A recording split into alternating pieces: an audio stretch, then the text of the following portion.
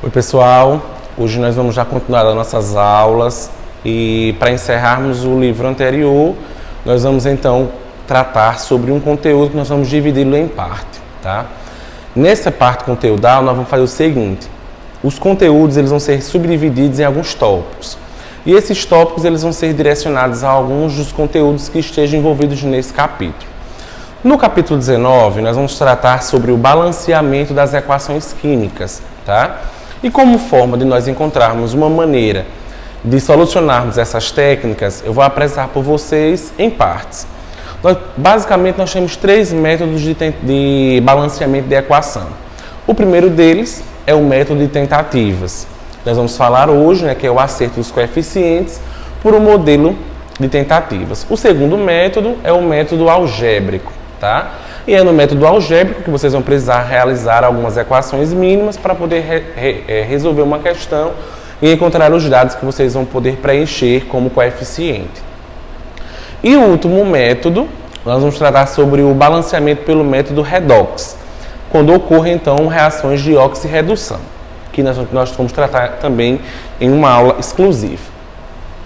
De antemão, nós vamos ver um histórico de como que o balanceamento de equação ele deve ser respeitado. Primeiro, há algumas leis que devem ser respeitadas para que o balanceamento possa integralmente ocorrer. Daí vem uma frase muito comum de nós ouvirmos e interpretar essa frase de como que acontece na prática as técnicas de balanceamento de equação. Na natureza, nada se perde, nada se cria, tudo se transforma. Essa frase foi enunciada então por Lavoisier, que foi o pai da química, onde ele faz demonstrações de como que a massa deve permanecer em uma determinada equação. Para isso também nós já tratamos também sobre as leis ponderais, que essas leis elas devem também ser respeitadas em meio a uma reação química. A lei da conservação das massas foi publicada pela primeira vez em 1760. A lei da conservação da massa diz que as massas dos reagentes e dos produtos devem ser conservadas em meio à reação. Ou seja, para que as reações químicas elas possam ligeiramente acontecer, nós precisamos que a massa dos reagentes seja igual à massa dos produtos. Com isso, eu preciso, obviamente, que o sistema seja fechado e que só se altere a quantidade energética, ou seja, a energia de um determinado sistema ela pode realmente oscilar. O processo ele pode trabalhar em um meio que absorve energia ou um meio em que libere energia. Há uma reação típica de ocorrência aqui, que é a reação química da ionização da água, H2O é a molécula de água, ela acaba então ionizando-se e aí libera os íons hidrônio e hidroxônio, Em meio a uma reação química como essa, nós temos a formação de íons, que esse vai ser um contexto que nós falarmos mais consequentemente. Então, as reações químicas são processos que transformam uma ou mais substâncias. Essas substâncias nós vamos chamá-las de reagentes em outras substâncias. E essas outras substâncias nós vamos chamá-las de produtos. Então, em uma reação química nós vamos ter exatamente dois membros. O membro anterior, que vai então nós vamos chamá-los de reagente, e o membro posterior, nós vamos chamá-los de produto. A separação desses dois membros vai existir uma seta, E essa seta vai mostrar no lado esquerdo os reagentes e no lado direito os produtos. Integralmente, todas as vezes que nós trabalharmos com reagentes X, Y, Z, esse arranjo final, quando houver a produção dos produtos, nós vamos ter esses mesmos átomos, esses mesmos elementos, só que arranjados de uma forma diferente. Por isso que nós dizemos que eles passarão, então, por um processo de transformação. À medida que as reações químicas elas vão ocorrendo, nós vamos poder observar que quantitativamente as massas dos reagentes vão sendo conservadas e as massas dos produtos vão sendo alcançadas. Isso quer dizer que se eu estou utilizando nos reagentes 10 gramas, nos produtos também tem que aparecer 10 gramas, porque a massa ela tem que ser conservada, Num exemplo típico aqui, nós temos a formação da água através de gás hidrogênio e gás oxigênio, H2 e O2.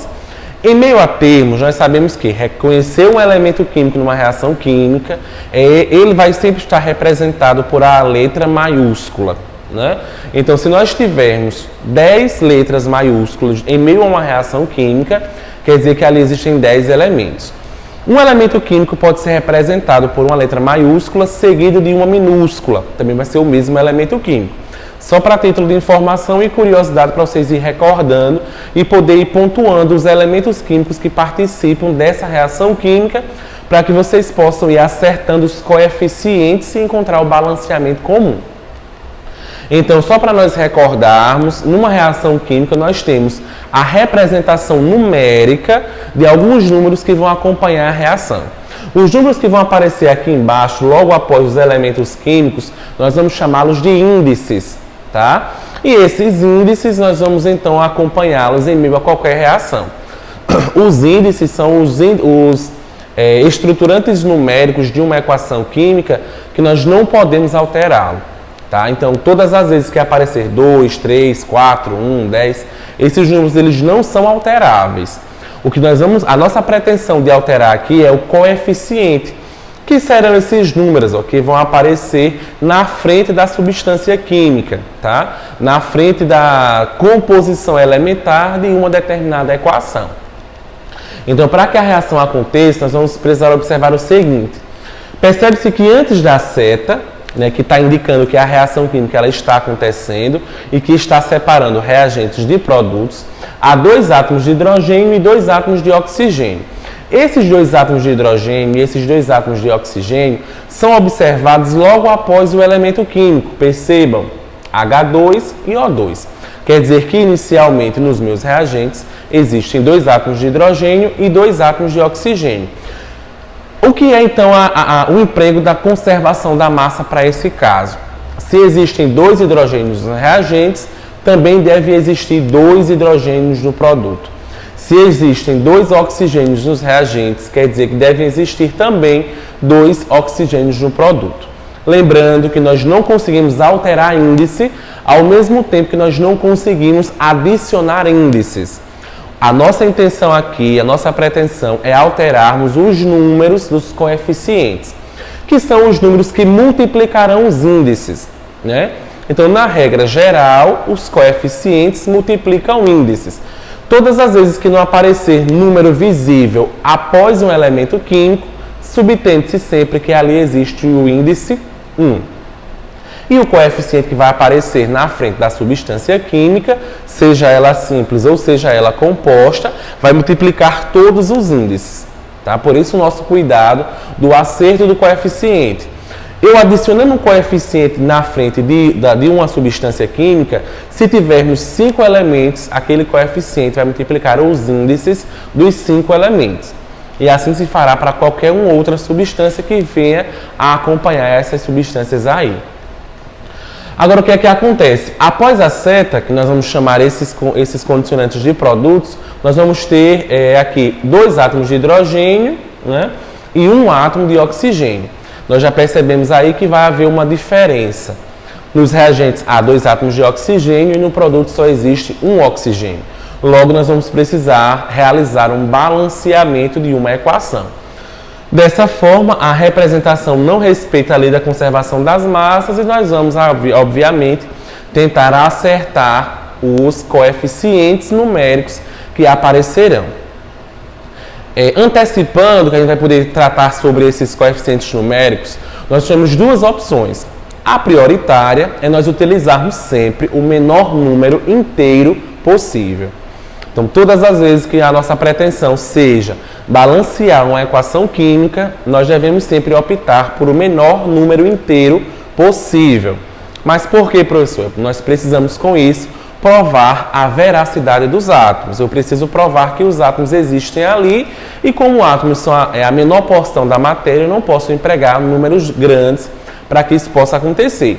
Nada do que vocês não possam utilizar, número 10, 100, o que for. Mas vocês vão ter que, no final, resumir isso para o menor número inteiro possível. Professor, então eu posso usar número decimal? Não, números decimais nós não vamos utilizar. O que eu posso fazer com números decimais é transformar esse número decimal em uma fração, tá? Então, se o número que há ali eu pudesse empregar fosse, então, meio, eu não vou utilizar 0,5. Eu posso transformar esse meio em uma fração, 1/2. O número que eu quero colocar aqui, que vai dar certo para o meu balanceamento, vai ser 12,5. 12,5 vezes 2 vai dar 25. Era o número que eu queria, hipoteticamente, encontrar. Não uso 12,5, mas uso uma fração. Qual fração eu vou utilizar para chegar no 12,5? 25 sobre 2. Né? 25 dividido por 2, já que uma fração é uma divisão, eu chego nos 12,5. Então a regra é essa, utilizar os menores números inteiros possíveis e quando isso não for possível, utilize uma fração. Depois nós vamos ver também como é que a gente vai eliminar essa fração para nós termos na prática números inteiros, tá?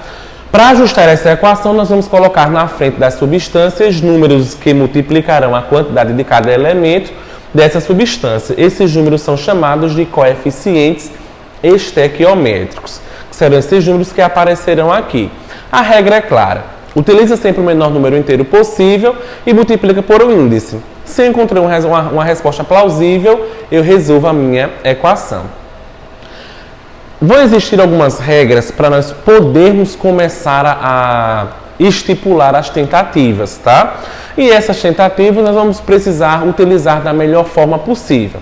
Primeiro eu listo os elementos químicos em questão aqui, hidrogênio e oxigênio nos reagentes, hidrogênio e oxigênio nos produtos, encontro a quantidade 2 e 2, 2 e 1 e eu vou poder resolver. Como o oxigênio no produto só existe 1, eu preciso de um número que multiplicando por 1 seja igual a 2. Logo, eu tenho o número 2. 2 vezes 1, 2. Só que lembre-se, olha aqui em azul nos produtos, o coeficiente estequiométrico que eu colocar na frente de qualquer substância, ele vai multiplicar todos os índices daquela substância. Então, esse 2 que eu coloquei aqui vai multiplicar a quantidade de oxigênios, que é 1, mas também vai multiplicar a quantidade de hidrogênios, que já existem 2. Então, 2 vezes 1, 2, e 2 vezes 2 vai dar 4. Alteramos mais uma vez agora a quantidade do hidrogênio, que antes eram 2 e estava ok, e agora são 4. Logo, nos reagentes, já que o hidrogênio está sozinho, eu adiciono o coeficiente 2, multiplico por o índice 2 e também chego em 4. A equação está balanceada. Coeficiente 2, coeficiente 1, já que eu não estou visualizando, e coeficiente 2. E assim a gente conclui esses dados estequiométricos. Para nós reforçarmos o que significa a existência dessa simbologia e desses índices numa determinada equação. NH3, né, que é a amônia, significa nessa fórmula que aqui existem um átomo de nitrogênio e 3 átomos de hidrogênio. Só aparece um nitrogênio, então índice 1 para ele, um nitrogênio, e aparece o índice 3 para o hidrogênio, aqui existem 3 hidrogênios. E percebam que aqui na frente existe o índice 1, existe o coeficiente 1, que é então o coeficiente numérico que eu acabei empregando. Só que aqui no outro lado eu tenho o coeficiente 2, que na verdade nós vamos chamar isso também de 2 mols, tá? Aqui há 1 mol de amônia e aqui há 2 mols de amônia. Como nós sabemos, o coeficiente multiplica todos os índices de uma substância. 2 vezes 1, 2, 2 vezes 3, 6. Quer dizer que aqui existem 2 átomos de nitrogênio e 6 átomos de oxigênio. Quanto maior for o meu coeficiente, maior vai ser o aparecimento dos átomos envolvidos numa substância. Por isso que eu repito que nós precisamos empregar o menor número inteiro possível, tá? Tendo 2 vezes H2O, teremos 4 átomos de hidrogênio e 2 átomos de oxigênio. Isso significa que aqui há 4 átomos de hidrogênio e 2 átomos de oxigênio. Na equação química balanceada, nós vamos chamar os números que aparecerão na frente das substâncias de coeficiente, que serão os coeficientes estequiométricos, dados utilizados para o balanceamento, e o número menor nós vamos chamá-lo de índice. Só lembrando o que é que acontece com coeficiente e índice numa equação. O coeficiente multiplica o índice em qualquer situação. Observe na prática como acontece isso aqui, né? 2 mols de H2 mais 1 mol de O2 produz então 2 mols de H2O. Regras claras para que o balanceamento químico ele possa, na prática, acontecer. Balancear uma reação química é aplicar a lei da conservação da massa, né? Ou seja, quer dizer que a massa que eu utilizo nos reagentes tem que ser igual à massa dos produtos. Mas antes dessa massa ser igual nos reagentes e nos produtos, nós precisamos acertar os coeficientes estequiométricos. Nós precisamos empregar para eles valores que coexistam entre si e possam empregar valores que a massa realmente ela seja conservada. Portanto, numa reação, o número de átomos de um elemento no reagente deve ser sempre igual ao número total de átomos do mesmo elemento que aparecerá no produto. As regras elas se aplicam da seguinte forma: raciocine inicialmente com elementos que aparecem em uma única substância, ou seja, em cada membro. Então, essa primeira regra vai nos mostrar que eu preciso listar os elementos químicos que aparecem nos reagentes e depois listar os elementos químicos que apareçam no produto, né? E essa, inclusive, é uma forma de nós encontrarmos os mesmos elementos nos reagentes e no produto. Porque, como nós vimos no primeiro slide, na natureza nada se cria, nada se perde, tudo se transforma. Então, átomos de uma reação química, eles não são criados e eles não são destruídos. O que ocorre com eles é nada mais, nada menos do que uma transformação. Na segunda regra, nós precisamos verificar esses elementos, escolhendo aquele que obtenha-se os maiores índices, tá? Então, verificar esses elementos e escolher aquele que vai ter o maior índice. Na terceira regra, escolhido o elemento, nós vamos transferir seus índices de um membro para o outro, utilizando esses índices agora como coeficientes. Quarta regra, prossiga o mesmo raciocínio até que o balanceamento chegue ao término. Observe na prática como isso acontece. N2 mais H2 produzindo NH3. Então a gente precisa fazer o seguinte: lista os elementos químicos que aparecem nos reagentes, lista os elementos químicos que aparecerão nos produtos e agora nós vamos poder comparar, né? Dois átomos de nitrogênio no reagente, um átomo de nitrogênio no produto. 2 átomos de hidrogênio no reagente e 3 átomos de hidrogênio no produto. Começando pela regra 1, nós vamos fazer o seguinte: para acertar seus coeficientes, nós vamos colocar 3 na frente do hidrogênio, alterando então a quantidade de hidrogênio. Perceba que na regra 1 nós aplicamos o seguinte: precisamos inverter o índice como coeficiente e dessa forma eu escolho o maior índice, né? De todos aqui formados, o maior vai ser o 3 para o hidrogênio. Então há essa permuta e aí eu coloco 3 à frente do hidrogênio. Se aqui existe o coeficiente 3 e o coeficiente multiplica o índice, agora nós vamos deixar de ter 2 hidrogênios no reagente para ter 6 hidrogênios, né? 3 vezes 2, 6. Agora resta apenas acertar a quantidade de nitrogênio que aparece em questão. Para isso, deve-se colocar o coeficiente 2 à frente do NH3, né? 2 vezes 1 para o nitrogênio 2, 2 vezes 3 para o hidrogênio 6. Então, nós encontramos os coeficientes numéricos que estejam balanceados. 2 nitrogênios, 6 hidrogênios, 6 hidrogênios. Então, seguindo essas regras, é bem mais simples. Nós temos aqui a equação balanceada. Lembre, aqui existe um número inteiro, que é o coeficiente 1. Então, 1 mol de N2 e 3 mols de H2 reagem para formar 2 mols de NH3. E nitrogênio e hidrogênio produzem amônio, né? No segundo caso, nós temos uma equação mais complexa, né? Ela é uma equação de maior quantificação de átomos. Mas não se preocupem que as regras seguem do mesmo jeito, tendo 2 átomos participantes ou tendo 200 átomos participantes. A nossa intenção é sempre seguir as regras e ir acertando os coeficientes, já que nós estamos em um método de tentativas, né? Então percebam aqui, eu tenho o ácido sulfúrico e hidróxido de potássio produzindo sulfato de potássio mais molécula de água. Uma reação que para nós não é incomum, já que nos nossos módulos anteriores nós falamos sobre as reações que envolviam ácidos e bases produzindo sal e água numa reação típica de neutralização.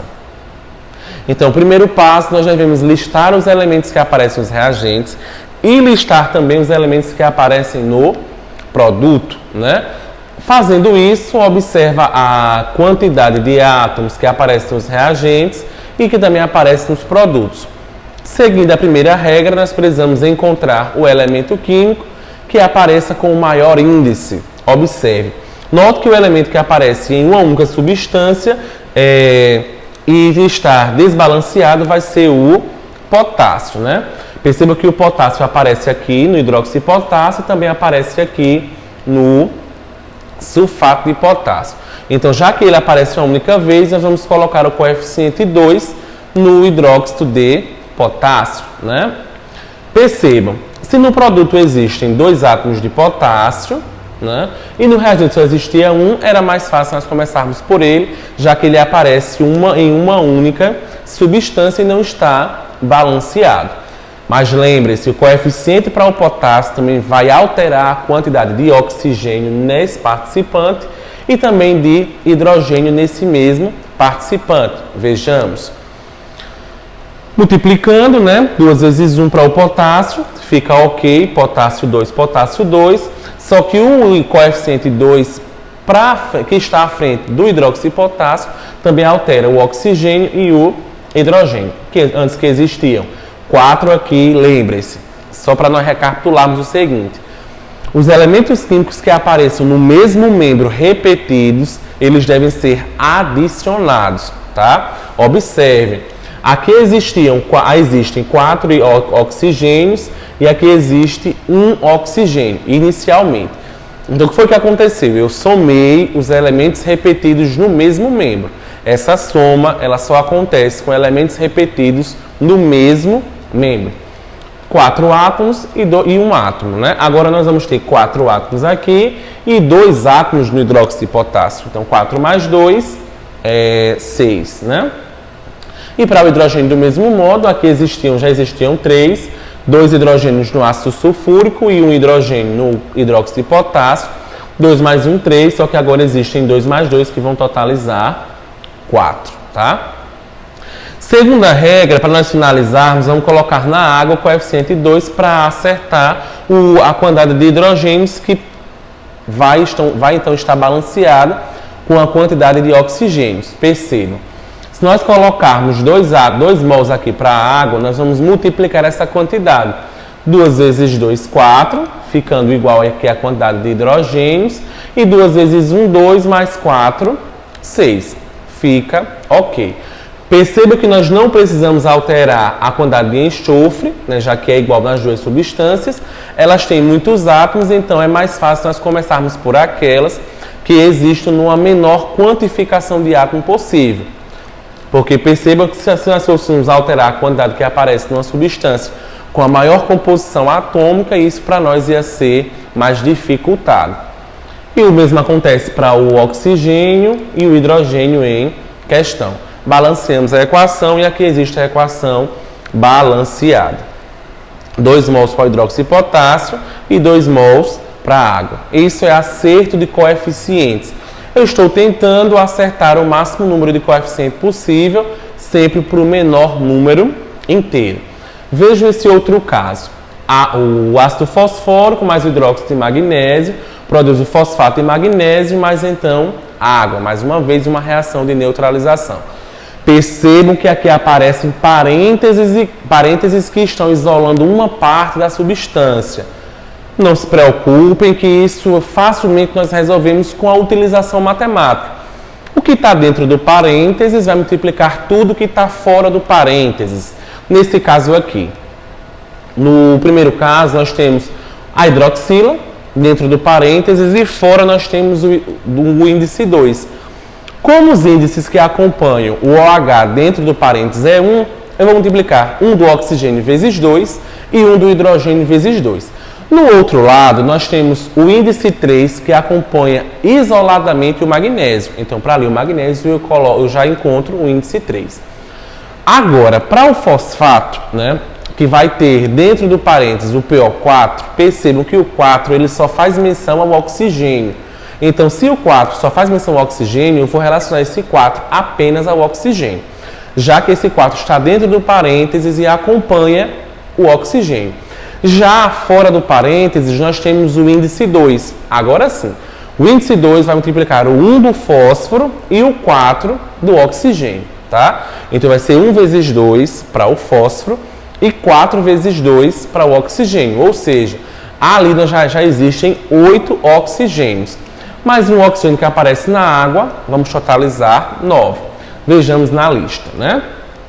5 hidrogênios, né? 2 mais 3, 5. Um fósforo, que aparece aqui. Um magnésio, que também aparece aqui.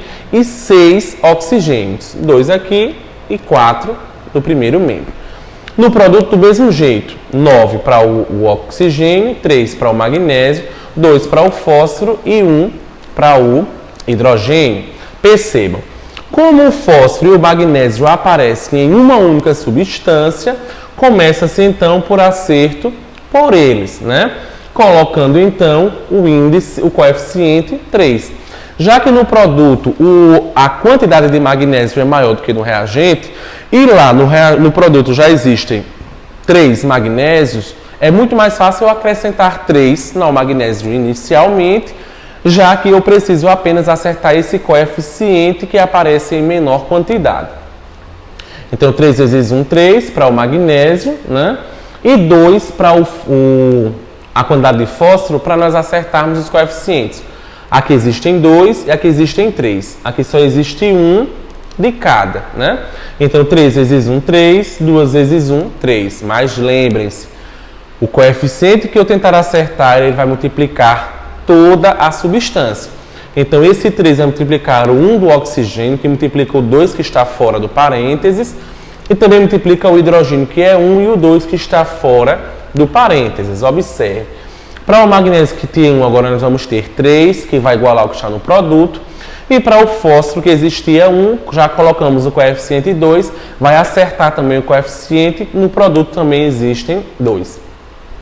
Mas lembre-se, a observação é, já que eu coloquei o coeficiente na frente da substância inteira, como eu não posso fazer isso isoladamente, o coeficiente 3 também vai multiplicar a quantidade que existe do hidrogênio e também, já que ele aparece no primeiro membro, ele também multiplica o 2. Então vai ser 3 vezes 2 vezes 1, igual a 12. O mesmo acontece com o oxigênio, já que aparece em 2 membros. 2 vezes 4 mais 3 vezes 2 vezes 1, né? Vai ser igual a 14. Agora, observe que nós vamos ter também números pares, nós não vamos nos preocupar com a quantificação de índice de coeficiente que não seja inteiro. Já no produto, vamos fazer o seguinte, feito isso, resta apenas o acerto do hidrogênio e do oxigênio que aparecem também no mesmo membro, né? Que é na molécula de água. Coloca-se então o coeficiente que mais próximo chegue no resultado. Veja, já que no reagente o hidrogênio aparece igual a 12 e no produto só existem 2, eu preciso de um número que multiplicando por 2 seja igual a 12. Logo eu encontro o coeficiente 6. 6 vezes 1, 6 vezes 2, 12. Fica igual a quantidade de hidrogênios. Mas lembre-se que a quantidade de 6 também multiplica o oxigênio. 6 vezes 1, 6. 6 mais 9 vai ser igual então a 14. 14 para um e 14 para o outro. Então, pessoal, essa foi a nossa aula de balanceamento de equação por um modelo de tentativas, tá? Na nossa próxima aula, nós vamos dar continuidade falando sobre o modelo algébrico e sobre o modelo de óxido e redução. No nosso momento online, nós vamos recapitular isso daqui e tentar avançar pelo menos mais um método, já que vai ser bem mais comum, bem parecido com esse, já que nós vamos precisar só utilizar de método algébrico para nós chegarmos em respostas como essas. Então, pratiquem essa aula, reforcem então os exemplos que nós já fizemos, apliquem as regras e resolvam as questões. Na nossa próxima aula, nós vamos continuar com esse mesmo conteúdo. Um abraço e até a próxima.